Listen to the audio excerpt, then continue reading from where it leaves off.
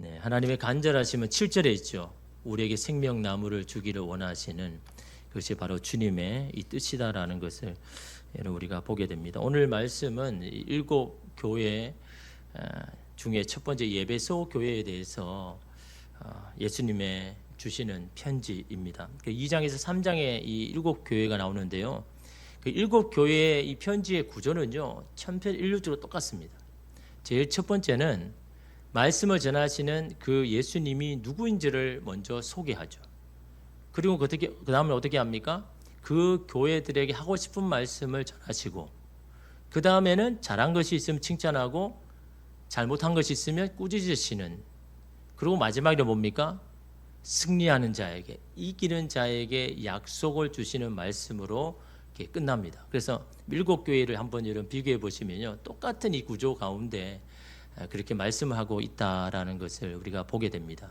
여러분 일곱 교회, 저 첫 시간도 말씀드렸지만 사실 일곱 교회는 원래 실제하는 교회죠. 그 당시에 존재하는 교회 중에서 더 많은 교회도 있지만 그 일곱 교회를 선별해서 이 예수님께서 전해주시는 메시지죠. 그래서 지도를 여러분 잠깐 보면요, 그 반모난 선음이 저기 보면 에베소 옆에 동그라미 위에 있죠. 그러니까 반모섬을 중심으로 약간 이 북동쪽으로 조금 올라가면 에베소가 있고, 그 다음에 서머나, 버가모, 루아디라, 사데, 빌라델비아, 라오디기아 이렇게 위쪽으로 해서 이쪽으로 내려가는. 그러니까 이 반모섬에서 굉장히 가까운 게, 제일 가까운 게 뭡니까? 에베소 교회죠. 그래서 에베소에서부터 시작해서 이렇게 쭉 돌아가면서 이렇게 하시는 게입니다. 그래서 이 지역이 요즘에 이제 터키, 튀르키예죠. 이 지역을 지금 말하고 있다라고 생각을 하시면 되고, 오늘 말씀은 이 에베소. 그래서 에베소에서 대해서 조금 우리가 알면 말씀 이해하기 참 조금 쉽죠. 이 에베소는요, 본 것처럼 이 튀르키예 이 지역인데 항구 도시입니다. 항구 도시. 그래서 이 에베소에는요, 이 무역로, 해상을 한 무역로가 3개나 있었습니다. 그러니까 어떻게 보면 이 무역로의 중심이 바로 에베소인데, 여러분 그 당시에는 뭐 육로 교통이 좀 발달 안 됐잖아요. 그래서 대부분의 물자 운동은요, 이 항구를 통해서 배로 이동하는 겁니다. 그래서 그 어떤 도시가 발달하기 위해서는요, 좋은 항구를 가지고 있느냐, 배가 정박하기에 좋고 그 배후에 그게 준비되어 있느냐에 따라서 그 도시가 발전하느냐 안 하느냐는 그게 달린 거죠. 근데 에베소는 그 물자를 이동하는 배가 이 정박하기도 좋고 무역로가 3개나 있는, 그게 이 에베소인 겁니다. 또 하나가 뭐냐니까 이 로마로 통하는 길, 그 로마에서 모든 지역으로 통할 수 있도록 로마가 길을 만들었잖아요. 그 로마의 길이 이 에베소에 3개나 있습니다. 그러니까 이 정치적으로도 비중이 있는 게 이 에베소 교회고, 또한 사회적으로 굉장히 또 이렇게 중요한, 상업적으로도 중요한 곳이 바로 이 에베소이다. 그러니까 다시 말하면 돈이 많이 모이는 겁니다. 막 무역을 하고 뭐 상인들이 많으니까 돈이 넘쳐나는 겁니다. 돈이 넘쳐나면 뭐가 필요합니까? 돈을 소비하는 게 필요하죠. 여러분 돈을 버는데 이런 버는 재미가 없으면 그 돈을 벌려고 합니까? 실컷 모으긴 모았는데 쓸 데가 없어요. 그럼 여러분 모으려고 합니까? 돈을 많이 있는 곳에는요, 돈을 소비하도록 그게 다 이런 만드는 겁니다. 에베소에도 마찬가지죠. 돈을 소비할 수 있도록 거기에 여러분 유흥과 환락이 그 에베소에 막 가득 있는 겁니다. 그러니까 무역을 와가지고 배를 정박해 놓고 그 받은 돈을 가지고 막 쓰는 거죠. 그게 에베소 안에 여러분 있는 겁니다. 또 여러분 에베소에 그러다 보니까 어떻습니까? 막 여러 나라에서 왔다 갔다 하니까 종교도 굉장히 다양합니다.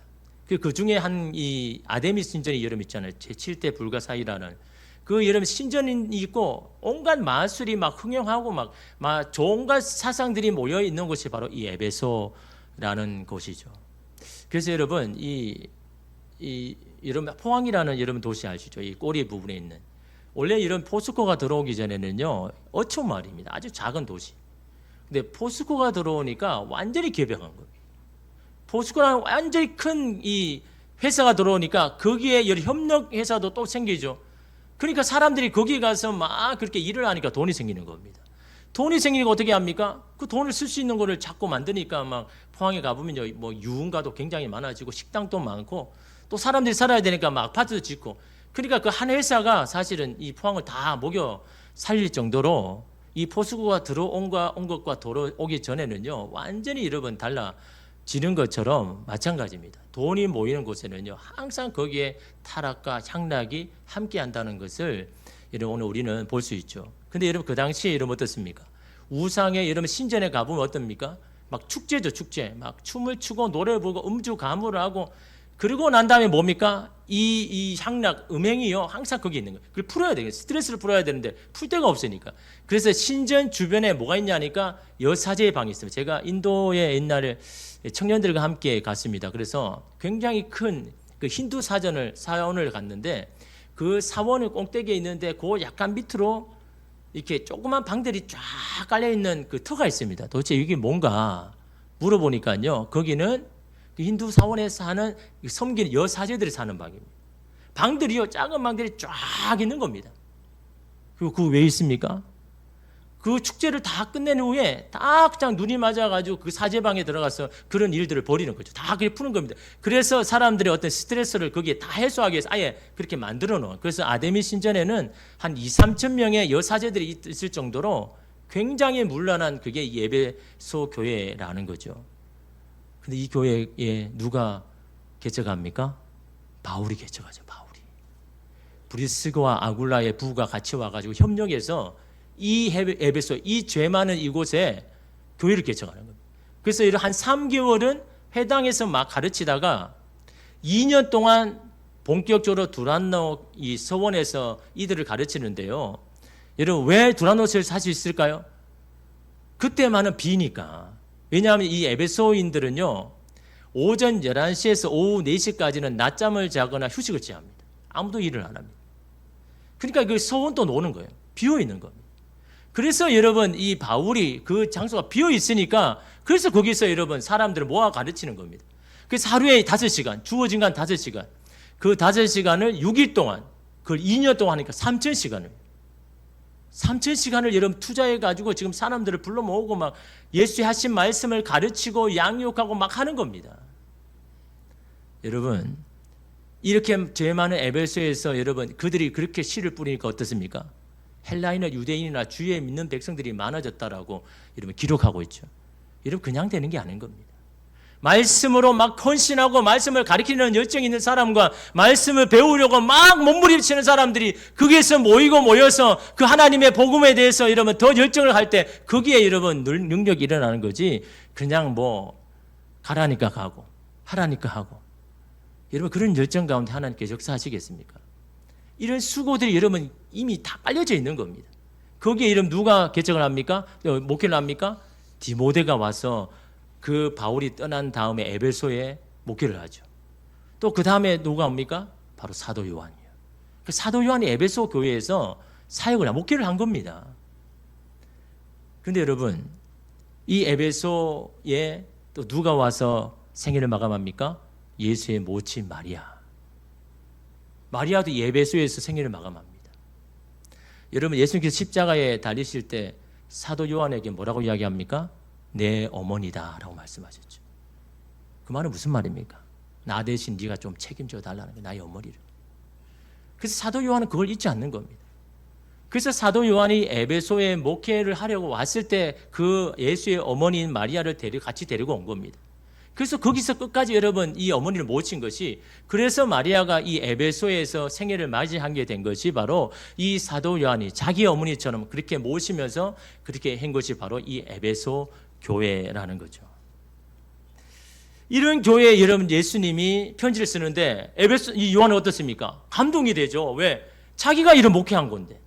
자기가 목회한 곳이니까 너무너무 가슴이 뛰는 겁니다. 가장 첫 번째 이렇게 편지를 쓰라고 하니까 아마 요한은요 막 가슴이 들뜬 마음으로 그렇게 이 편지를 썼을 겁니다. 그래서 여러분 1절에 보십시오.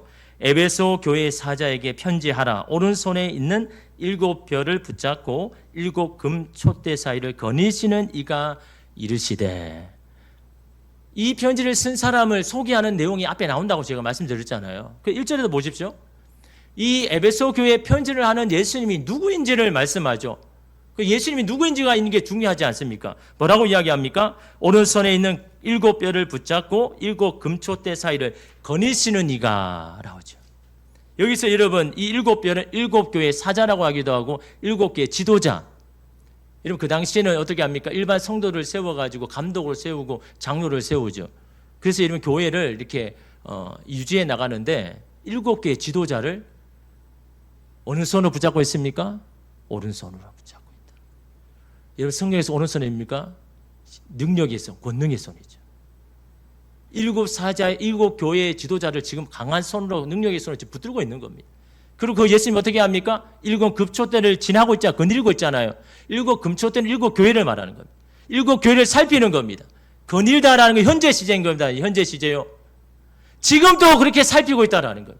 지금도 그 교회를 보살피고 있다라는 거예요. 이렇게 말씀하신 이유가 뭡니까? 그만큼 예수님에게는 교회가 중요하다는 거예요. 교대에 기대를 걸고 있는 거예요. 여러분 우리가 교회에 대해서 그냥 막 쉽게 생각할 수 있지만요. 예수님은 그렇지 않다는 거예요. 7 교회 한 사람 한 사람을 붙잡고 있는 거예요. 여러분 지도자는 붙잡고 있지만요. 그 교회를 이루는 모든 사람을 지금 오른손으로 붙들고 있는 겁니다. 힘으로 권능으로 붙들고 있는 겁니다. 그리고 그 교회를 살피고 있는 거죠. 여러분 이게 얼마나 여러분 위로가 되는 말일까? 그 당시에요. 믿음 하나 지키기가 얼마나 어려운 시대 아닙니까? 그 믿음 지키려고 목숨까지 내놓아야 할 그때 능력의 그 하나님이 예수님이 우리들을 붙잡고 있다는 여러분 이게 얼마나 여러분 큰 위로가 됐을까요? 그 여러분 예수님 뭐라고 합니까? 너희의 수고와 인내를 내가 안다. 그래서 여러분 2절 3절 보십시오. 내가 내 행위와 수고와 내 인내를 알고 또 악한 자들을 용납하지 아니한 것과 자칭 사도라 하되 아닌 자들을 시험하여 그의 거짓된 것을 내가 드러낸 것과 또 내가 참고 내 이름을 위하여 견디고 게으르지 아니한 것을 아노라. 알고 아노라라는 말이 계속 들어오죠. 이 안다라는 거죠. 나는 너희들의 수고와 인내를 안다. 뭘 위해서요? 복음을 위해서. 하나님의 교회를 위해서. 네가 수고하고 인내한 것 내가 다 알고 있다. 여러분 사람이요 여러분이 한 수고를 알아주는 것만 해도 얼마나 여러분 기쁘고 더 하려고 하잖아요.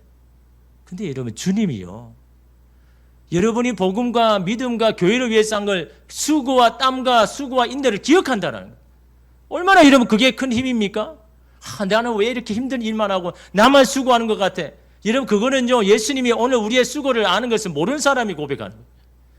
오늘 우리는 주님 앞에서 봉사하는 겁니다. 주님을 섬기는 겁니다. 주님의 몸된 교회를 섬기지만요 오늘 내게 힘을 주시고 능력 주시고 힘을 주시니까 그 은혜 감사해서 여러분 교회를 하나님을 위해서 여러분 섬기는 거죠. 그걸 여러분 하나님 기억하신다는 겁니다. 여러분 그 복을 빼앗기면 안 되죠. 그 은혜를 빼앗기면 안 되는 겁니다. 나 너무 힘드니까 당신 하십시오. 그렇게 이러면 아닌 겁니다. 힘들어도 붙잡아야 되는 겁니다. 그 교회를 위해서 한 수고와 인내를 하나님이 기억하신다는데 여러분 그거 쉽게 놓을 수가 있겠습니까?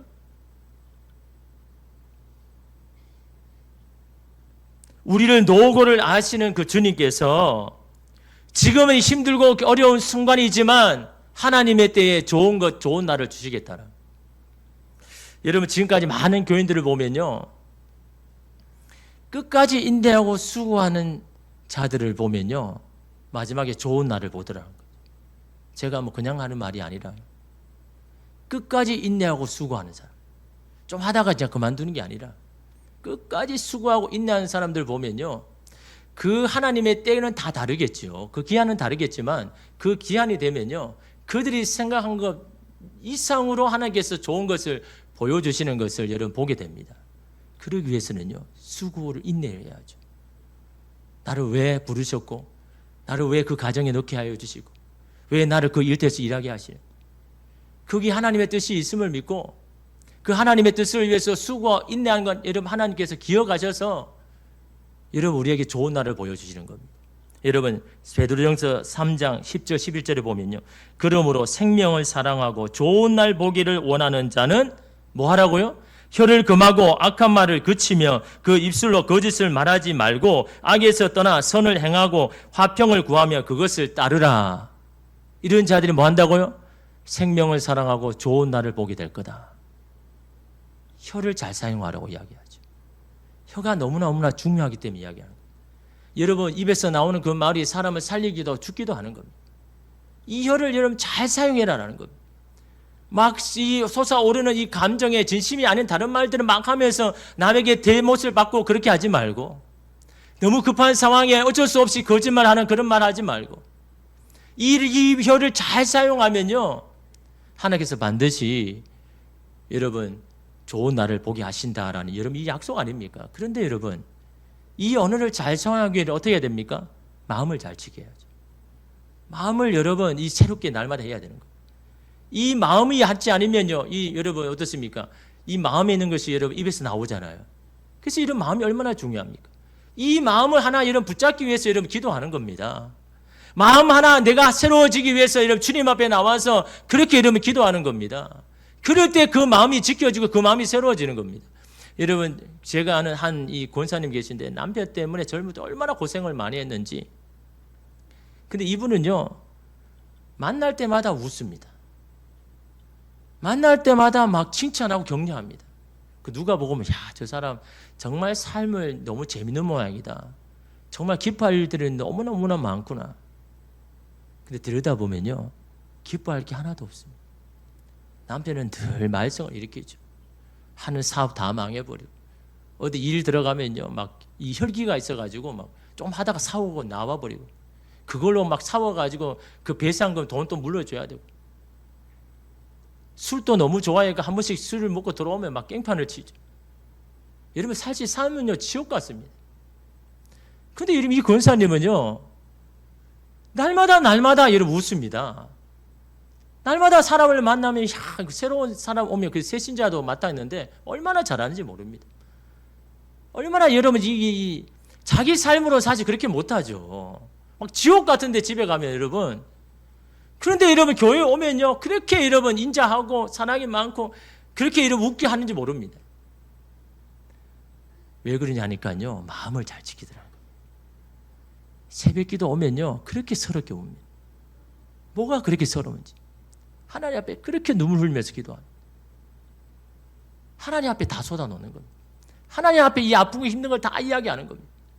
그렇게 쏟아놓으니까 하나님께서 자기의 기쁨을 주시다는 겁니다. 자기가 그냥 연극하는 게 아니라 그냥 누구를 만나면 자꾸 기쁨이 생기고 좋은 말 하려고 내 안에서 자꾸 그런 마음이 생기더라는 거죠. 어떻게 하니까요? 하나님 앞에 날마다 와가 우니까요. 하나님 앞에 자기 마음을 다 쏟아놓으니까. 그 마음을 하나님이 아시는 거예요. 그 기도 가운데 하나님께서 그 권사님의 마음을 만지시고 위로하여 주시고 여러분 세상의 사람들이 위로하는 건요 잠시 잠깐이죠. 살아 있어서 내 삶을 인도하시는 그 하나님이 내게 내 마음을 만지고 여러분 위로할 때는요 그 위로는요 세상에 비할값 못 되는 겁니다. 그 마음을 주시고 마음을 지키니까요 그 입에서 이러면 좋은 말이 자꾸 나오는 겁니다. 그런데 여러분 그런 수고와 인내가 시간이 지나니까요 이 남편이 바꿔지는 겁니다. 술을 끊기 시작하고 직장을 알아보기 시작하고 교회도 열심히 내고 나중에 이 남자가 여러분 장로님 되셔가지고 근데 여러분 더 중요한 거는요 그런 어머니의 여러분 그런 모습 밑에서 자녀들이 잘 크더라고요. 자녀들이요 여러분 너무 이렇게 신앙적으로 잘 크고 바르게 막 하는데 직장도 그냥 순적하게 지나가고요. 그 친구들이 뭐 특별하게 잘나서 그런 겁니까? 여러분 마음을 지키고 하나님 앞에 수고와 그 인내를 하나님 기억하시고 내 마음을 지켜서 내가 말하는 것들을 잘 지켜나가니까 하나님께서 좋은 날을 주시는 거예요. 그냥 좋은 날 오는 게 아닌 겁니다. 그것을 위해서 수고와 인내를 해야 되고 눈물을 흘려야 되고 하나님 앞에 막 그렇게 기도하고 내 마음을 지켜서 내 입에서 악한 말을 그치고 내 입에서 누구를 죽이는 말이 나오지 않고 누구를 살리는 말이 될 때 그럴 때 여러분 그 주변의 사람들의 삶이 변화되는 겁니다. 그 말 가운데 언어의 능력이 있어서 그 사람의 마음을 여러분 바꾸게 여러분 되는 거죠. 에베소 교회에서도 마찬가지입니다. 여러분 그 교회를 지키기 위해서 얼마나 많은 수고와 눈물을 흘렸겠습니까? 그런 인내를 여러분 있으니까 이 에베소 교회 가운데 하나님 그걸 기억하시고 붙들고 있는 겁니다. 이 교회를 향하여서.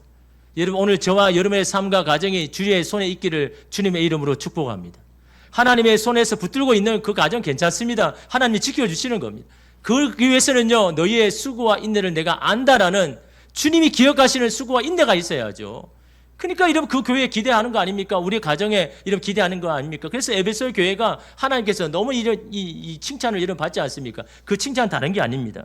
악한 자들을 용납하지 않는 것, 자칭 사도라 하되 아닌 자들을 시험하는 것, 그리고 그들의 거짓말을 드러내는 것. 다시 말하면 그들이 잘한 것은요, 참과 거짓을 잘 구별해내는 겁니다. 근데 여러분 어떻습니까?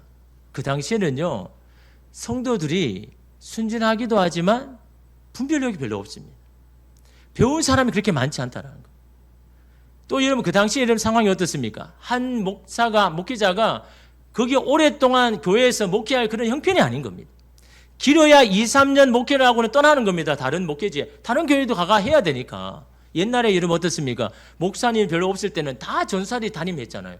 그 목사가 너무 없으니까. 교회는 많은데 목회를 할 사람이 없으니까 거기에 여러분 교인들 중에도 전도사를 세워가지고 그 교회에 이름 하지 않습니까? 초대교회도 마찬가지입니다. 여기저기 교회가 생기는데 사도들은 얼마 없죠? 그러니까 여러분 어떻습니까? 하다가 또 떠나고. 그러니까 어떨까요? 이 교회가 참 이렇게 온전히 서기가 힘든 겁니다. 누가 와가지고 뭐 이런 이야기 하면 그게 혹해가지고. 그래서 여러분 그 당시에는요, 거짓 교사들이 많은 이유가 그들이 그런 겁니다. 내가 이 복음에 대해서 잘 이야기해 줄게라고 하면서 자기들이 막 돌아다니면서 말씀을 전하는 사람처럼 그렇게 이야기를 해서 하는 겁니다. 그러니까 여러분 어떻습니까? 그들은 뭐 많이 배웠죠. 언변이 좋죠. 논리적이죠. 그러니까 그 사람들이 생각하기는 야, 말씀을 잘 가르치는 좋은 선생님이 오셨네 라고 생각하는 겁니다. 그냥 받아들이는 겁니다.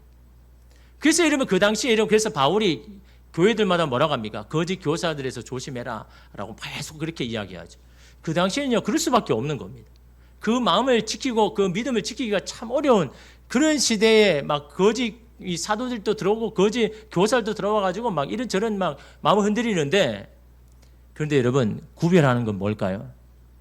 예수님께서 여러분 뭐라고 이야기하셨습니까? 열매를 먼저 보고 나무를 확인하라고 이야기했죠. 열매를 보면 나무를 알 수 있다는 거. 그 사람이 열심히 하지만 그 나머지의 열매를 보면 그 사람의 중심이 뭐고 의도가 뭔지를 알 수 있죠.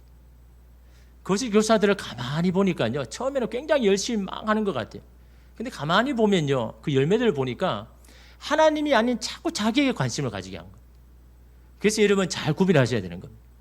누가 자꾸 하나님께로 기도하게 만들고 하나님께 마음을 쏟게 하는지, 아니면 사람 인간에게 자꾸 가게 하는지, 이게 여러분 가장 첫 번째 여러분 그 구별하는 법인 겁니다. 자꾸 기도하게 만들고 하나님 앞에 나아가게 만들고 하나님의 말씀을 사모하게 만들고 막 그렇게 나가는 여러분 사람이 있는 반면, 아니면 자꾸 자기에게 관심을 가지게 만들고 자기에게 여러분 중심하게 하는 것, 여러분 그 열매가 어떤 열매일까요? 또한 여러분 특별히 물질에 여러분 이게 마음이 자꾸 흔들리는 사람, 그 열매는 여러분 분명히 여러분 하지 않습니까? 그 당시도 그런 겁니다. 이 말씀을 막 전해주니까 뭐 모르는 성도들이 그러잖아요. 아, 좋은 말씀 해주셨네. 좋은 마음으로 막 이렇게 뭐 먹을 것도 주고 뭐 양식도 주고 돈도 주고, 그러니까 이 거짓 교사들이요 막 거기에 말을 더 보태가지고 막 더 받으려고 막 그렇게 하는 겁니다. 그런 일들이 여러분 교회 가운데, 초대교인 가운데 여러분 너무너무 많았다는 거죠. 그러니까 그런데 이 에베소 교회는 그걸 잘 구별했다는 겁니다. 이렇게 그냥 되었을까요? 이걸 여러분 구별해내고 그 복음을 지켜냈다 그러는데 그 여러분 행위를 이야기하는 거 아닙니까? 이런 그게 쉬운 거길까요? 바울과 브리스교와 2년 반년 동안 여러분 흘린 그 말씀의 씨앗이 있는 겁니다. 디모데와 요한이 거기에 헌신한 여러분 눈물과 말씀과 그게 있기 때문에 지켜내는 거죠. 그냥 되어지는 게 아닙니다. 왜 말씀을 자꾸 읽으라고 합니까? 왜 말씀에 공부하라고 이야기하는 겁니까? 오늘 우리가 제대로 분별하지 못하면요, 여러분 그 당시도 그렇지만 지금도 여러분 그냥 넘어가 버리는 겁니다. 내 믿음, 내 신앙 그냥 지킨다고 생각하지 마십시오. 여러분 코로나 이후로 여러분 신앙을 여러분 저버린 사람이 얼마나 많은지. 나는 뭐 대단한 줄 알았는데, 당연히 나는 주일날 가서 예배 드리는 줄 아는데, 여러분 한 번 코로나 딱 들어오니까 어떻습니까? 마음이 흔들리잖아요. 아, 이거 뭐 교회 안 가도 되겠네. 그냥 내 편하게 그냥 집에서 봐도 되겠네. 여러분 신앙은요 편하게 하는 게 아닙니다. 내 편하기 위해서 신앙하는 게 아닌 겁니다. 나는 힘들더라도 하나님 앞에 마음이 간다면 그거 해야 되는 겁니다. 내가 좀 불편하고 힘들어도 그게 주님의 일이라면요 기꺼이 나가서 해야 되는 거죠. 그럴 때 이러면 신앙이 지켜지는 거지. 아, 내 편한 것 찾고 내 편리함 찾으면 그때부터 신앙은 내리맡기는 겁니다. 그때부터는요 주님과 상관없이 여러분 살아가게 되는 겁니다. 여러분 오늘 이 에베소 교회는요 그 복음의 진리를 잘 지켰다는 겁니다. 그냥 지켜낸 게 아니죠. 여러분 예전에 이 신천지에서 막 파수꾼을 막 이렇게 해가지고 막 교회를 할 때가 있었잖아요. 그때요, 이 목회자들이 막 이렇게 회의를 하면서 막 그런 이야기를 했습니다. 서로 이렇게 그 피해를 당한 사람은 자, 그 이야기를 해주고 뭘 조심해야 되는지. 그래서 가장 첫 번째가 뭐냐니까 처음 들어와가 너무 열심히 일하면 경계해라. 너무 열심히 하면 경계해라. 그 당시에. 그리고 당장에 신음하지 말고 몇 년을 지켜봐라. 그리고 그 사람에 대해서 마음을 주라라고. 그 정도로 서로 경계하고 막 그 당시 좀 그랬지 않습니까? 그래서 어떤 목회자는요, 신천지가 한 번씩 그 집회를 크게 하잖아요. 뉴스에도 막 나오잖아요. 그래서 이 다음 주일날 이게 신천지 모임하는데 우리 교인 중에 혹시 빠진 사람, 결석하는 사람, 이 사람 거기 또 그거 갖는 거 아닌가? 처음 와가 열심히 하다가 갑자기 주일 안 와. 그러면 저기 갖는 게 아닌가? 그렇게 이러면 경계하고 이러면 그런 때가 있었지 않습니까? 이런 초대교회도 마찬가지입니다. 자꾸 이렇게 경계를 하고 지적하고 막 하니까 거짓과 잘못을 그건 밝혀내기는 하지만 문제가 뭡니까? 그래서 여러분 오늘 말씀에 여러분 한번 보시면요.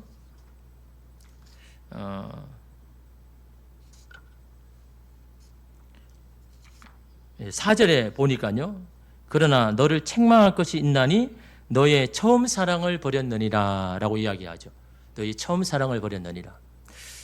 너희 처음 사랑을 버렸다는 여러분 말이 뭡니까? 그때 어떤 감정, 열정, 그게 여러분 식었다는 말입니까? 물론 그런 말일 수 있지만요. 그 구원을 받았고 내가 예수 그리스도의 여러분 그리스도인이 된 감격과 기쁨으로 행하였던 일을 이야기하는 것, 행위를 이야기하는 것, 감정이 아니라요. 너무너무 감격스러워가 여러분이 구원을 받았습니다. 하나님의 자녀가 되었어요. 그러면 어떻습니까? 그 기쁨을 막 이야기하잖아요. 말하고 싶은 마음이 막 생기잖아요. 그것이 없어졌다는 거. 구원의 감격이 없어져 버렸다. 구원을 받은 자라 택함 받은 자의 본질이 그런 모습이 없다라는 겁니다. 그래서 여러분 5절에 보면요. 그러므로 어디서 떨어졌는지를 생각하고 회개하여 처음 행위를 가지라. 행위를 이야기하잖아요. 처음 사랑이라 이야기하면서 나중에는 처음 행위를 이야기하잖아요. 사랑이 내가 예수 그리스도를 여러분 자녀가 되었다는 그 감격과 기쁨으로 인해서 내가 택함 받은 자로서의 삶을 그렇게 살지는 않았다라는 겁니다. 뭐 하는데 사용한다고요? 남을 경계하고 비판하고 정죄하고 혹시 저 사람 거짓이 아닐까라고 그런 싸움에 온 마음을 다 쏟아버리니까 교회의 본질, 그리스도인의 본질을 다 잊어버린 겁니다. 분별할 힘을 그것을 잘라낸 데는 사용했지만 회복하고 살리는 데는 사용하지 못한 겁니다. 서로를 향해서 여러분 잘라내고 막 하고 그런 만신창이가 된 그곳에 구원의 감격과 기쁨이 있을까요? 거기에 힘을 다 소진했는데 나를 왜 가정으로 세워주시고 내가 왜 이 가정에 오게 하여 주시고 하나님께서 하신 그것들을 여러분 그런 사명을 가질 수 있을까요? 서로 잘못한 것을 여러분 지적하면서 그것만 찾기에 여러분 갈급한데 하나님께서 그걸 택하여 주시고 보내주신 그 사명이 남아있을까요?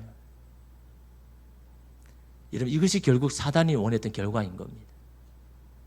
서로를 정죄하고 지적해서 서로의 마음을 깨뜨리고 하나님께서 불러주신 그 소명과 사명을 다 잊어버리고 그런 첫 마음 행위들을 하지 못하게 만드는 이것이 여러분 사단이 하는 거 아닙니까? 여러분 주님을 처음 만났을 때 그 은혜와 그 감격으로 여러분 했던 일들을 한번 생각해 보십시오.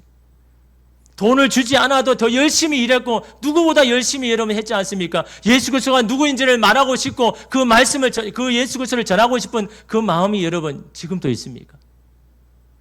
내 마음의 열정을 다른 데 다 쏟아놓았지 않습니까? 사람과의 싸움 가운데 사람과의 다툼 가운데 사람과 받은 상처 가운데 다 깨어져 버려가지고 나를 왜 구원하여 주셨고 왜 나를 가정을 세워주신지 가정의 본질도 교회의 본질도 다 잊어버리고 만신창이가 되어버리는 여러분 그런 모습을 보면서 오늘 예수님은요 너는 처음 사랑을 잃어버렸다. 어디서부터 잘못되었는지 처음 행위를 가져라. 다시 말하면요 네 마음을 새롭게 해라. 네 마음에 구원의 감격과 기쁨이 없다 그러면 네가 아무리 그 본질을 지키려고 막 그렇게 해도 결국 어떻게 합니까? 여러분 7절 말씀 보십시오. 5절 후반절 보십시오. 만일 그리하지 아니하고 회개하지 아니하면 내가 네게 가서 내 촛대를 그 자리에서 옮기리라 말씀합니다. 지금의 그 마음을 새롭게 하지 아니하고 처음 받았던 구원의 감격과 기쁨으로 했던 일들을 하지 아니하면 그 촛대를 옮겨버리겠다. 그래서 이름 역사적으로 어떻습니까? 에베소와 에베소 교회는요 흔적도 없이 지금 없죠. 단지 그냥 그 터와 기둥만 남았습니다. 아무것도 없어져 버렸어요. 그 에베소 교회는요 그 행위를 되돌아주지 못했다라. 구원의 감격과 기쁨에 여러분 회개는요 그냥 깨닫는 게 아닌 겁니다. 가는 길을 되돌리는 겁니다. 지금까지 했던 것들을 완전히 되돌리는 것이 회개지 그냥 깨닫고 뉘우치는 걸로 끝나는 게 아닌 겁니다. 그렇게 하지 아니하면 금촛대를 옮기겠다라고 하시는 말씀이 이러면 그대로 이름 되었지 않습니까? 그러나 예수님의 초점이 뭡니까? 7절에 있습니다. 귀 있는 자는 성령이 교회들에게 하시는 말씀을 들을지어다. 깨어서 주께서 하시는 말씀을 들으라는 겁니다. 이기는 그에게는 내가 하나님의 낙원에 있는 생명나무의 열매를 주워 먹게 하리라 말씀합니다. 이것이 주님께서 간절히 원하는 거잖아요. 교회들에게 주시는 말씀 아닙니까? 내가 너희들에게 낙원에 있는 생명의 나무의 열매를 줄 수 있도록 끝까지 참고 이겨야 된다라고 말씀하지 않습니다. 생명나무의 열매가 뭡니까? 영생이죠. 영원한 생명입니다. 그럼 생명나무는 뭡니까? 하나님의 임재를 말하는 거예요. 이기려고 몸부림치는 너희들과 내가 함께하고 하나님과 함께하는 그 열매로 평안과 영생을 너희에게 주겠다라고 하시는 말씀이 에베소 교회에게 정말 주고자 하시는 이런 말씀 아닙니까? 여러분 오늘 우리는 연약해서 자꾸 넘어지죠. 오늘 이렇게 작정했다가 또 만나면 막 육신적인 말이 나가고 막 마음이 나가가지고 또 깨어지고 넘어져가지고 이제 막 그 패자멸적 그렇지 않습니까? 그래도 다시 또 일어서야 되는 거. 다시 또 내가 누구인지를 기억해야 되는 거.